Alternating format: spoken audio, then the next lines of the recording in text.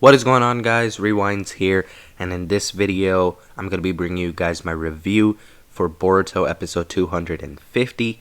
And I want to start off by saying that I thought this episode was automatically interesting because it decided to focus on the enemy characters rather than focus on Boruto and the gang again, like we've been doing like the past multiple, like I'd say like 10 episodes. So I thought that that was a nice change of direction and a breath of fresh air. Even though, Boruto and the rest of them are our main characters, I just thought that they took a interesting approach with this one. So, we started off by cutting to Ikada, who was watching over Siren, who was unconscious lying on a hospital bed. And as that's happening, Ikada interacts with Funamushi's son. I believe his name was Kobana, but I forgot. I'm not sure exactly, but I believe that was his name. And pretty much what happens next is that Ikada has a chat with his dad, Araumi, and he ends up disobeying him and disagreeing with him because his dad is basically telling Ikada to leave Siren and get on the battlefield instead. And he is definitely opposed to that. So he'd rather be by his sister's side and watch over her rather than, go and wage a battle because he's not really the battle type. In general, at this time in the story, the Funato are now in trouble. Isari and Araumi are talking, and apparently they are alerted now that the mist will find them soon, so whatever they do, they gotta do pretty quickly because they don't have much time left at this point. So Isari's pretty much saying to Araumi here that they can't win because they're outnumbered here compared to the mist, and the only way they could have won is if they got off a swift and surprising assault, but that didn't happen. And Araumi objects what Isari is saying here. He's kind of going more so by raw emotion. He's just thinking about all the people that the mist has already killed of the Funato side. So he wants to keep going and just waging a head-on war, but Isari thinks that's unwise. So they have a big disagreement here.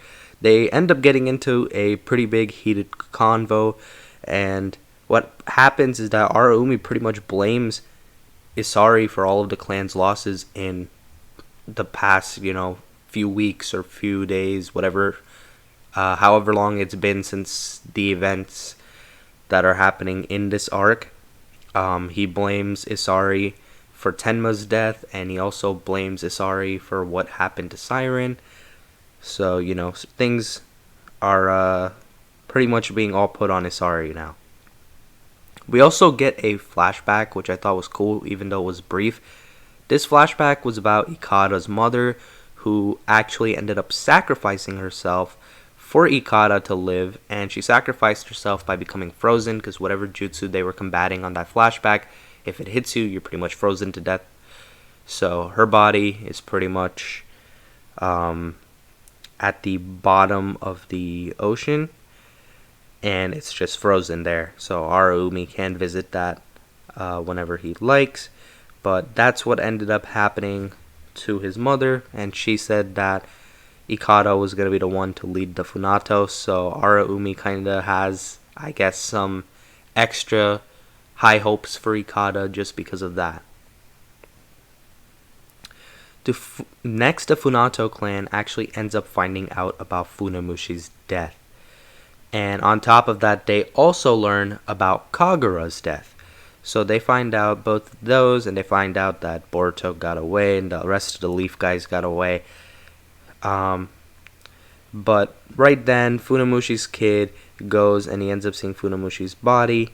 So timeline-wise, this is a little bit before episode 249, where we had like that little confrontation between Funamushi's son and Boruto. So just to put that into perspective for you guys.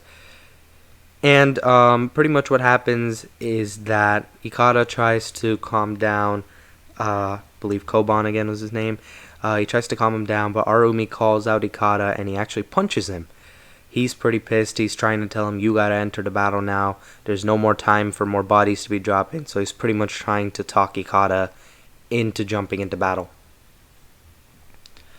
Next, what happens is Isari has a pretty passionate talk with Ikada as well. And he says that Ikada can't end up using Siren as a constant excuse not to fight, because he's pretty much thinking that Ikada only wants Siren to be okay because then he won't have to go to the battlefield. And so he's trying to think of it as, I guess, Ikada is more of a coward, or he's scared to really do anything, so he's trying to talk him into it too in his own way. And now we're nearing the end of the episode where Siren actually wakes up, and what happens is that at first she doesn't remember what's going on, but then out of nowhere she remembers that she got wounded while trying to do this operation. So she rushes up and she falls to the ground, and her focus is on just a mission. So she's just trying to crawl through while she's like banged up and in horrible shape. To make her happy though, Ikada tells her that the Funato clan succeeded in their operation and that he and his dad went and wiped out the mist by themselves.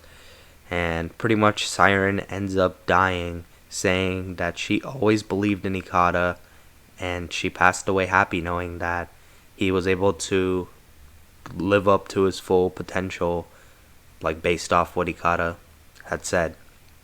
So after seeing that, a big change happened in Ikada, because the one member of his clan that he really cared for passed away. And on top of that, if you think about it, she says in her dying moments that she always believed in him as well. So that definitely had an impact on him as well. So the last two scenes of this episode feature Isari and Ikada. One's about Isari. The first one with him is he wants to negotiate a secret peace treaty with the Mist because he believes it's the only way that the Funato clan can survive.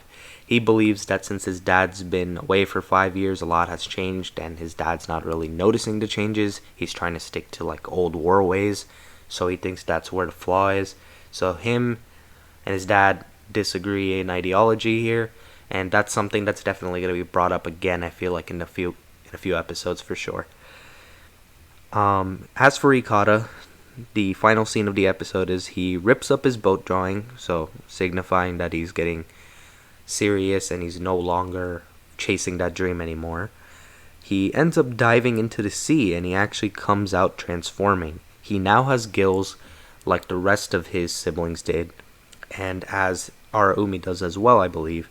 And now he has a little bit more of a sinister look. He has longer hair, and his face just looks more like, hey, this is more of like a serious evil guy.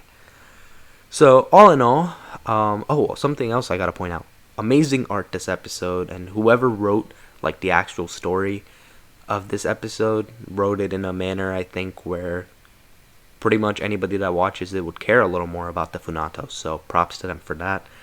So a lot of credit due to this episode. I thought this was somewhere around a good to a pretty good episode. I'm gonna rate it a 7 to 7.5 out of 10. I think the best I've given any episode in this arc is a 7.5 out of 10, which for me would count as a pretty good episode. So the fact that it's pretty up there shows you that this is definitely one of the better ones, and I do recommend checking it out if you guys do get the time. But that's going to be it for this one. Be sure to leave a like if you guys enjoyed. Subscribe to my channel if you guys are new. Hope you guys have a good day or night whenever you guys are watching this video.